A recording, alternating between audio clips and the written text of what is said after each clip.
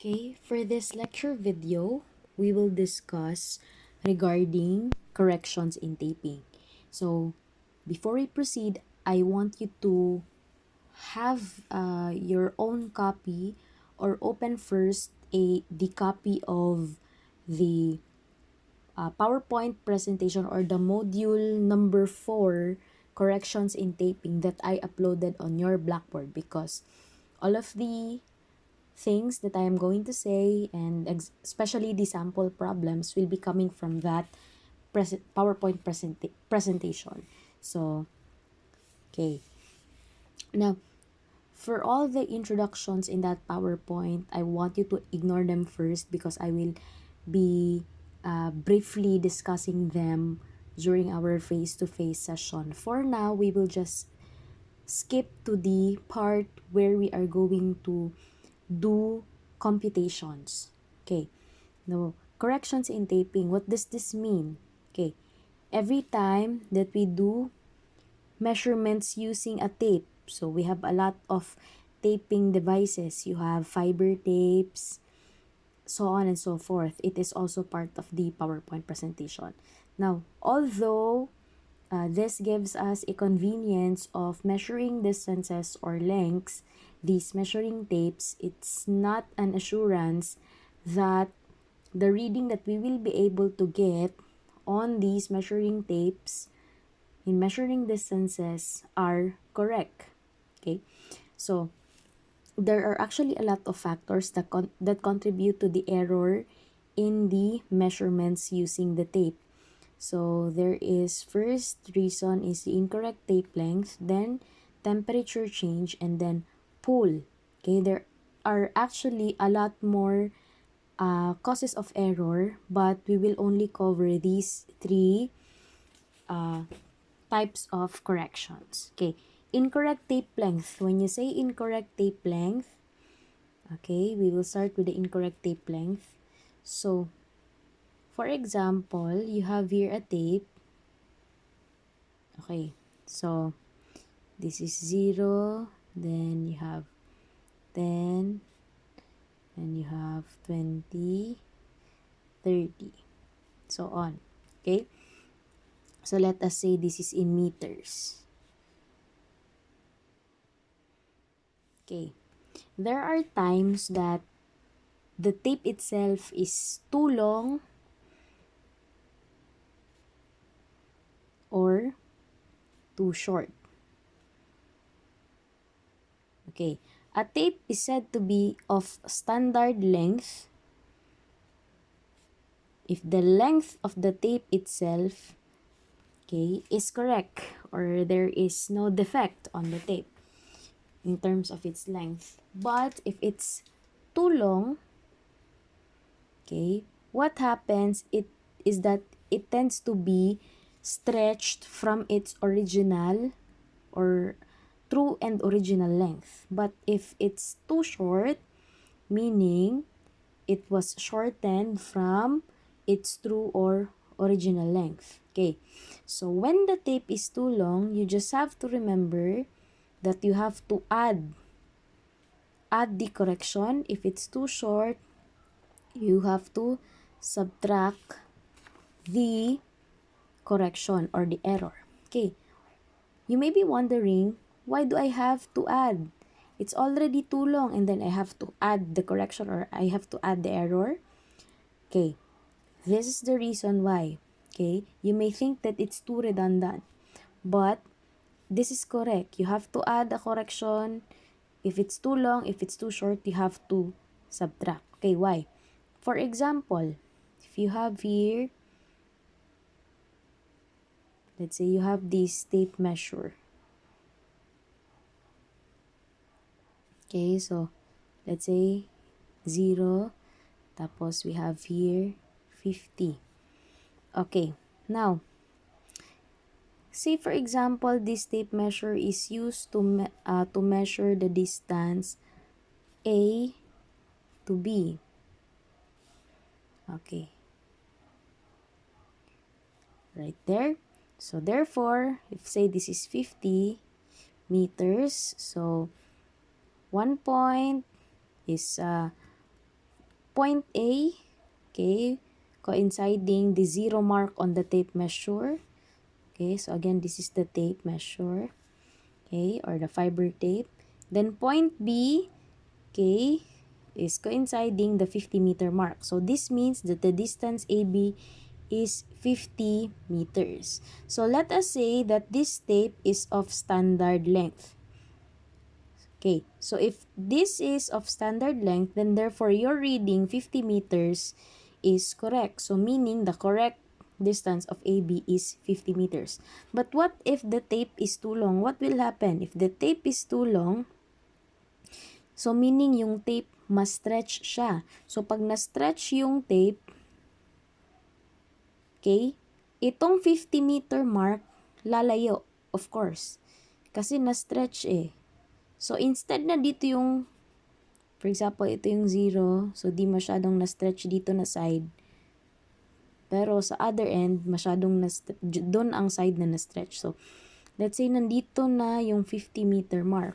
So, dati if it's on the standard length, ito yung dapat na correct na length na 50 meters. Pero dahil nag-lengthen na siya, the tape has become too long. Okay?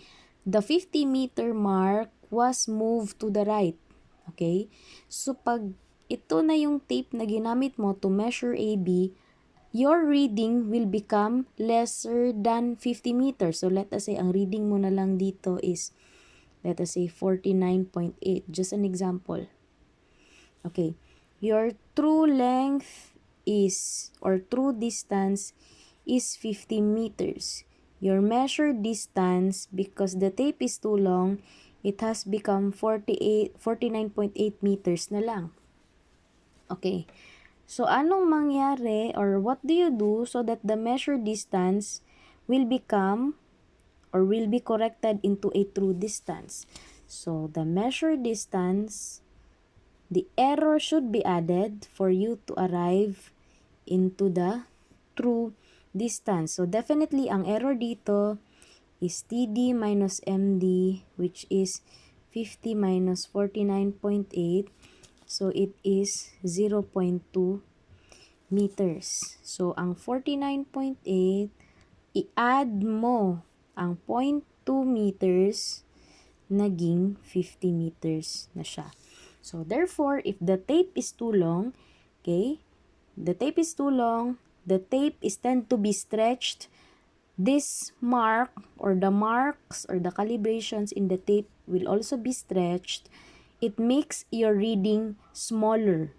Okay? So, nakita mong error andito sa right side, pero this makes your reading smaller. So, you have, therefore, if the tape is too long, you have to add. If the tape is too short, you have to subtract. Okay, let's proceed to the example or the correction due to incorrect tape length. So, if you could see in our PowerPoint, the correction due to incorrect tape length, you have what you call E. Okay, this is the error in the tape.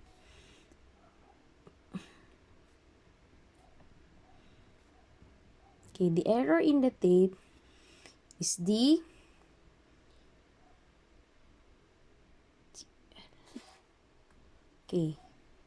true length of the tape minus the nominal length of the tape. Okay. Next,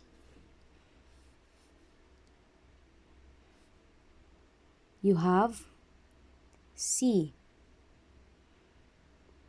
Okay, C is what you call the total correction to be applied on the measured length. Okay, so C is equal to error in the tape length times the measured length over, or the measured distance over the nominal length of the tape. Okay? So, ito na yung correction na i-apply natin. Therefore, the corrected distance or the correct distance is equal to the measured distance plus or minus the total correction to be applied. So, plus, if the tape is too long, you subtract if the tape is too short. Okay.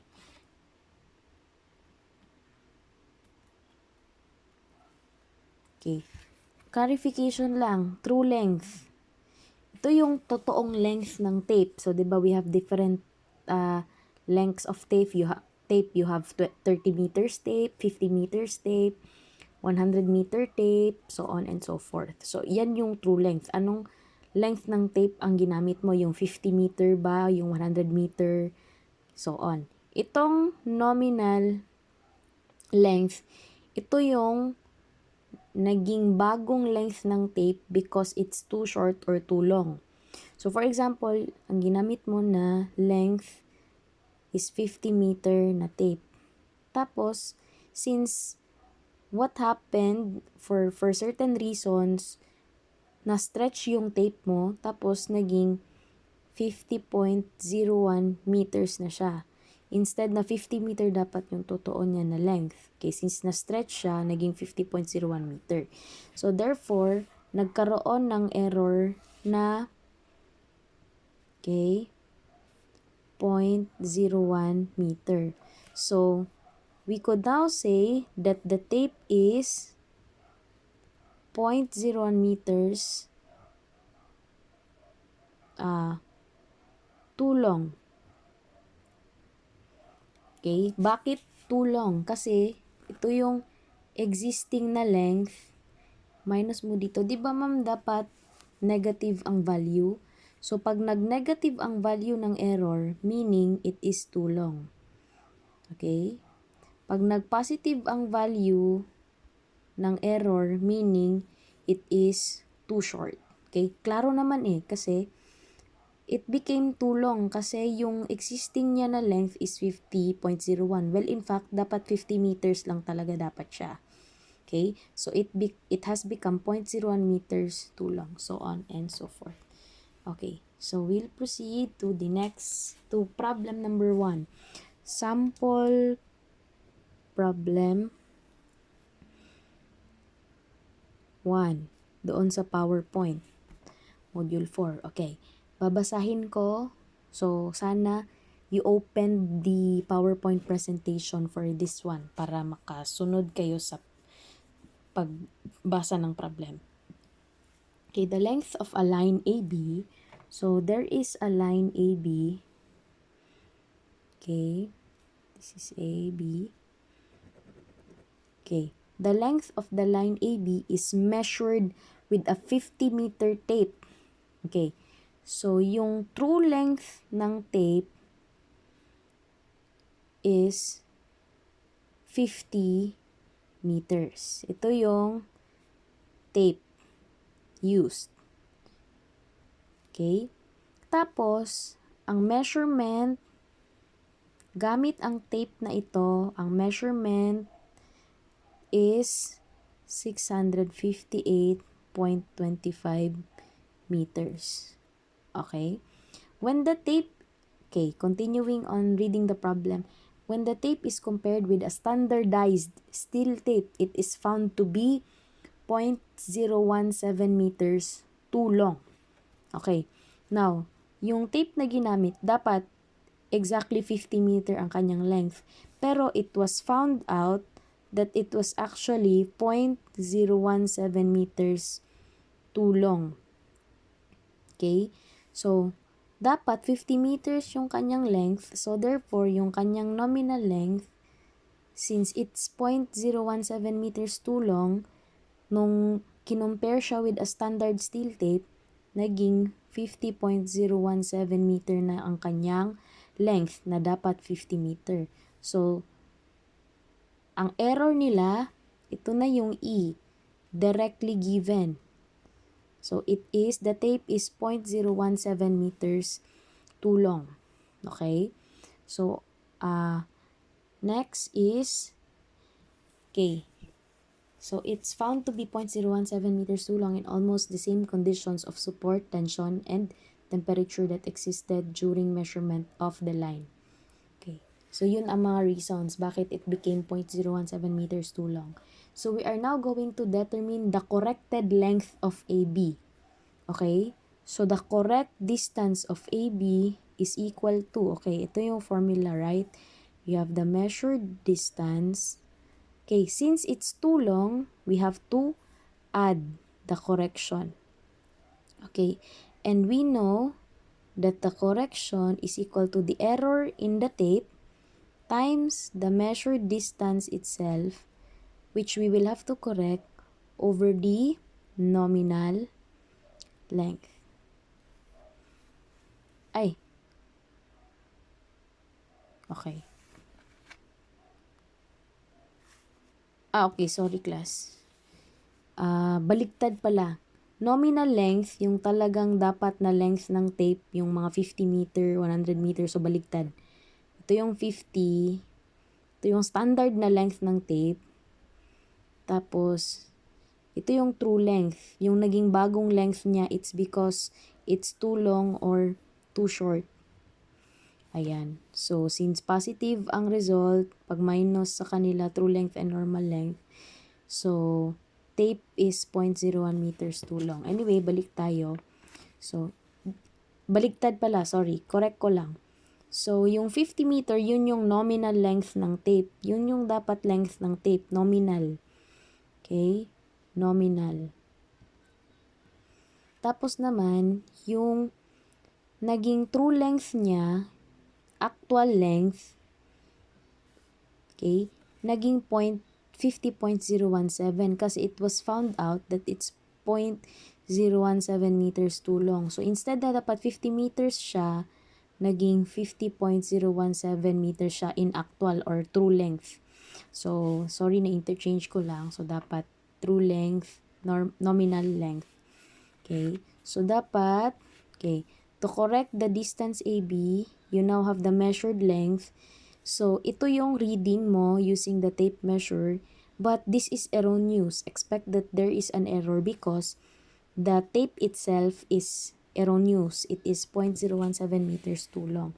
So, ito yung measured distance plus yung error na 0.017 times yung measured distance which is 658.25 over 50, the nominal length. Okay, so the correct distance is, you now have 658.25 plus, okay, 0.017, okay, 658.25 over 50. Ayan. So, the correct distance is 658.474 meters. So, instead na ito yung most probable value or correct distance ng distance A to B. Okay? Okay. Now, careful kayo. Itong E, ito naka-meters. Ito naka-meters, then ito din naka-meters. So, makakancel ito. So, meters plus meters equals meters. Okay. Minsan, the error is given in terms of mm or cm or any other unit. Okay. Remember lang that 1,000 mm is equivalent to 1 meter. Okay? So, if you are going now to use the formula, make sure that all of them have the same units. Because it will give you a wrong answer if merong isa, kahit isa lang sa kanila has a different unit.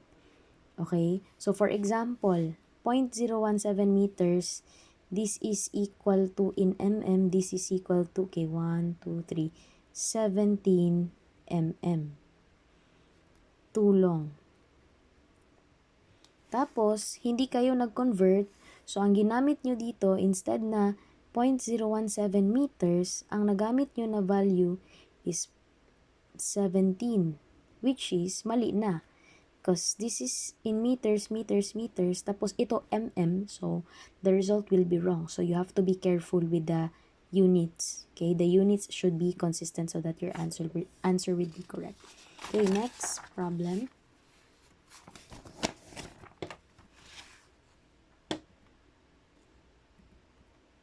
Okay.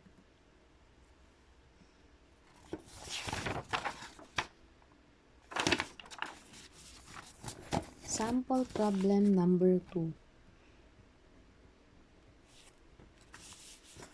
Okay, same in the same PowerPoint. A rectangular lot was measured using a 50-meter steel tape. So the nominal length of the tape used is a 50-meter tape,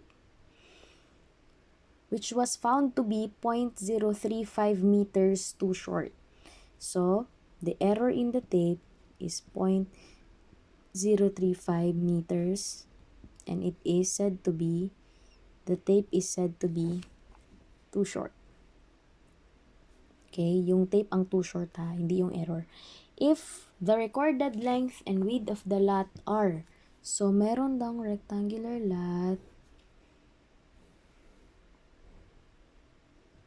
Ito yung length, measured length. Okay, it's 142.225 meters. Tapos ito yung measured width, that is 110.253 meters. Respectively, determine the following. So, number 1, we are going to determine the actual dimension of the lot. So, when you say dimension, yung length at width. So, since there is an error in the tape used, so expect that the measured length and the measured width also has an error. So, for the actual dimension, okay, you have the correct length is equal to the measured length. Okay, since the tape was said to be too short, dapat yung error or yung correction ima-minus. Okay, so minus the error in the tape times the measured length over the nominal length of the tape. Okay, so you have 142.225 minus error in the tape is 0.035. Measured length is 142.225 over 50-meter tape na ginamit. Okay. Now, the correct length is 142.225 minus 0.035 times 142.225 over 50. Okay. The answer is 142.125.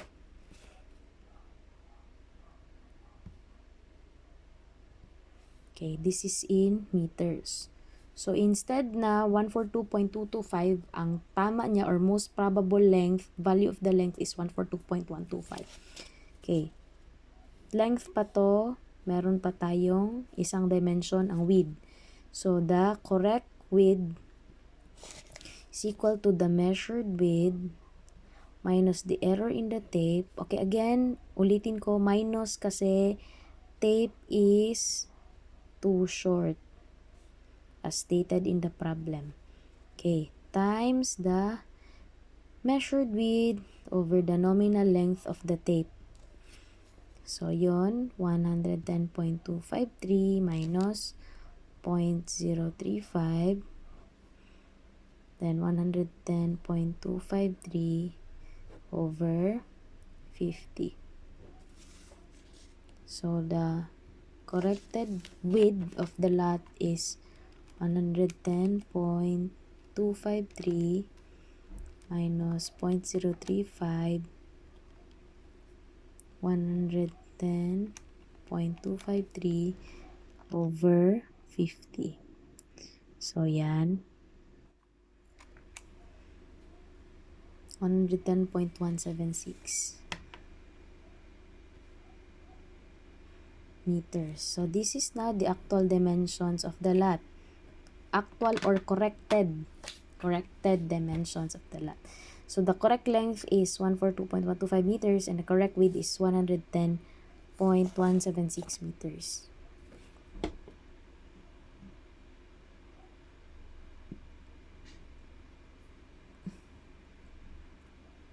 Okay, next is error. What is the error in the area due to erroneous dimensions? Okay, so error in the area. Error in the area is equal to the measured area minus the correct or the actual area. So, yung sa measured area, pag kukuha ka ng measured area, it is based on the measured length and the measured width. Kung kukuha ka ng correct area, okay, it is using the correct length and the correct width. So, yung measured area is measured length, no? Alam naman natin that the area of a rectangle is length times width. So, measured length times measured width, that is this one. So, the measured length, 142.225 times 110.253. Okay.